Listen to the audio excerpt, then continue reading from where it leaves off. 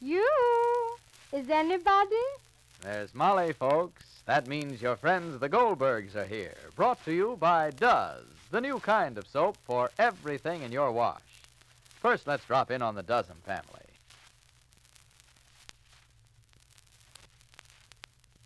Well, there's Daisy Dozen clearing off the dining room table. She's telling Ma. You know that Mrs. Olmsted next door? Yes. Well, I was beating the drum about how simply snazzy Does is for dishes, but she didn't tumble. Guess she doesn't understand English. Maybe you wasn't speaking it, Daisy. Oh, I really gave, Ma. I told her you had this simply revolting rule about my washing the supper dishes. Me, a woman with a social life. Land sakes, Daisy, that's beside the point. Couldn't you just say Does is a new kind of soap? It does everything in the wash, and it has everything for dishes, too. Sure, I told her this divine Does has just everything for dishes. Why, Does makes suds that stand up till the last dish is done. And it cuts grease like 60. Yet it's simply sweet to my mitts. Mitts? Oh, really, Daisy? Just tell Mrs. Olmsted Does is kinder to her hands. I did, Ma. And I said those Does suds are no droops either. They stand up even through the greasy pans. Did you make it clear she don't need to keep adding soap? Sure. I told her Does gets those simply revolting pans clean on the downbeat. Oh, such talk, Daisy. You should have said Does cuts tough grease in less than half a minute with no hard scouring. I did, Ma. But she acted very strange, especially when I said, look at my hands. Ever see a smoother pair of romance grippers?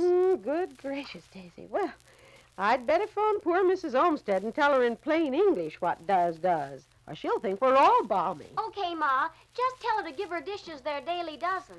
Well, translated freely, here's what Daisy's jive means. Does is the only leading granulated wash day soap that combines all this for dishes. It makes suds that stand up till the last dish is done, cuts grease like 60, yet it's kinder to your hands. Why not change to Does? D-U-Z. It has everything for dishes. And now the Goldbergs. Well, Molly Goldberg is really walking on a tightrope now.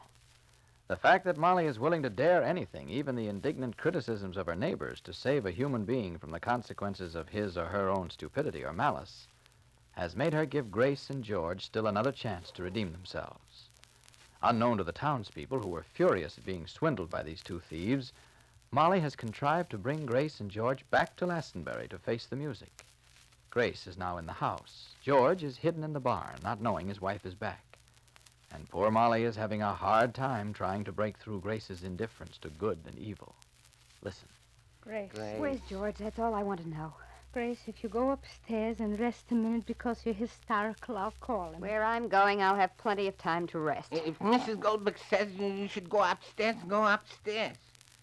If you was my daughter, I know what I would do to you. David. Yes, what would you do? You want to know? David. Yes, I want to know. Well, she wants to know. Go on, what would you do? I would do what I did to my daughter Clara when she came home from school with a not-so-good report card. That's what I would do. She was a big girl already, and I did it. She was already in 6B, too. In Miss Schweden's class she was, and I did it. You gave her a licking, Yes, I gave her a licking. But not on the face. And that made a good girl out of her. Yes, because I paid attention. I was a widow, and I paid attention. David. What did I say? I wasn't a widow. Who gave me something? I did myself with 3 children. My solid doctor is not a doctor because I paid attention. My Clara is not David, please. What did I say? What? Let him talk. This is fine entertainment.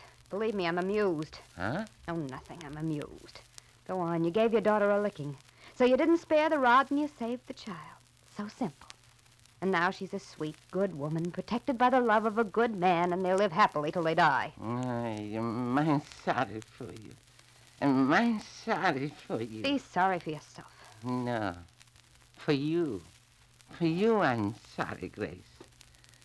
Why are you what you are when you could be something else? Shame on you. Shame on yourself. Are you too lazy to work for what you want?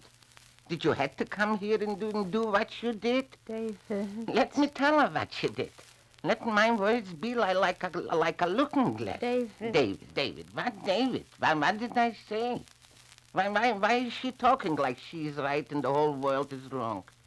She came here and she said she was Sammy's wife. David. You took money, hard-working money. Where is George? So what did you do with the money? You bought shoes and a fancy hat and a dress. What else? David. Don't be nervous, Molly, when I'm conversing. Don't be afraid. Why shouldn't she know why? Why? I should be your father, God forbid. You enjoying yourself? You seem to be. Well, let me tell you that what you did to your daughter, I got every day of my life. Only the slaps weren't from somebody that loved me. I was slapped around plenty, and how? I lived in a house that was always full of fights. I lived in a house where everybody hated everybody else. Because I was the youngest and the weakest, I got it all. I learned my lesson there, and I still believe in that lesson. So don't waste your time preaching to me. Preaching. There's only one person in the world that I care about, and that's George. And I love him because he's even weaker and more helpless than I am. If that's George, I'll talk to him. Excuse me. Hello?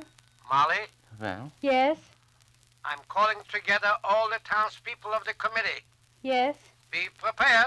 Yes. Constable Newton, Bruce, Willoughby, Merrifoot, Mrs. Decker, everybody's coming. So, Molly, I'm warning you. Be prepared. Yes. Yes, what? Yes, dear. Goodbye. Bye. who? Molly. No? Somebody? Anybody? Something? Jake. Jay? David, go out and tell George to come in. George? Yes. Where is George? Does he know I'm here? No. I should tell him? Tell him to come in, please, and nothing more. Nothing more? All right. Nothing more. Is there nothing more? Go away, Kitty. Please go away. Grace, fix your hair. Give me your hat. Take off your shoes. Such high heels. Do you think they're good for you? With a condition. Are you hungry? You're so young, Grace. Pretty. You're beautiful also. You are. When you came here and I thought you were Sammy's wife, I was so happy and I was so proud. I'm a good actress, eh? No. When you act, that's when you seem less of what you could be. Were you happy yourself when you were fooling me? George is shaving himself with cold water in the barn. Wait for him, David, and tell him everybody from the town will be here presently. Everybody? Who said? Jake said. Oh, everybody? Everybody. Constable Newton? Yes. Bruce? Yes. Willoughby? Everybody. Oh, Merrifoot and Mrs. Decker and Everybody. Oh, my. So they're all coming over. Everybody whose money you took. Yeah? Yes. You can save yourself, Grace, if you listen to me. Save myself for what? For a good life. What's your idea of a good life? My idea is an honest life with enough responsibilities to make you unselfish. So what? Grace, I can't talk for you when everybody gets here. You'll have to talk for yourself. All these people are good people. If you're sorry for what you did... I know what you want me to do. I can see it on your face. You want me to crawl on my knees to those people. You want me to hold up my hands and cry out, forgive me because I took your money. Forgive me. I'm a miserable sinner and I'm sorry. Forgive me. And you know what they'll do? They will forgive me. Because every one of them is as bad as I am. Only they're hypocrites. And they're looking for an excuse to pat themselves on the back. Well, they won't get it from me. I'll go in there and laugh in their faces. Those smug, fat faces that never had a thought in their lives, that never did a thing. You think I'll crawl in there? You think I'll get down on my knees to them? I don't care what they do to me. But I'll never ask for one single thing from them or from anybody. I'm prouder than they are. I love life better than they do. I'm better than they are. because at least I act the way I feel and I am what I am. But they're nothing. They're walking false fronts with mean thoughts. And I hate them and I despise them and I'll walk in and tell them so. Come in, George. So there you are. So you did come. You came here because you knew you're the only one who could make me come back here. Why don't you say something? Why don't you? You won, George. You got me to come back here. George, if it wasn't for you, I wouldn't be here now. You let them put it over on you with that mealy-mouthed talk. They've got you crawling the way I said they would, and now they've got me because I'm a sucker for just one person. I've got one weakness, and that's you. Get ready to crawl. Get ready to crawl. You can do all the begging for mercy. I'll be right at your side, and after you've cried your eyes out, I'll tell them what I think, and you can watch them jump. They'll give you the works no matter how you crawl. And you, Mrs. Goldberg, you won't have the pleasure of ever saying you reformed me. I'm going to be your one big mistake. Oh, no, Grace. You're your own biggest mistake. And the townspeople coming to see, Molly Goldberg finds the tightrope she is walking on strained to the point of breaking.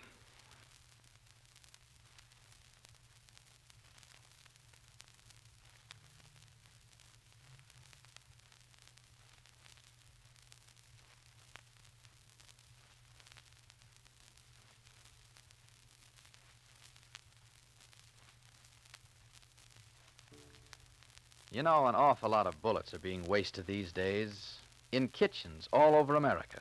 Like in Mrs. Johnson's kitchen. Well, nothing more left of that meat but fat. That goes into the garbage Hey, can. wait a minute. What? You're throwing away some machine gun bullets. Huh? Yes, listen, that fat you're throwing away will make about 5 machine gun bullets. No. Yes.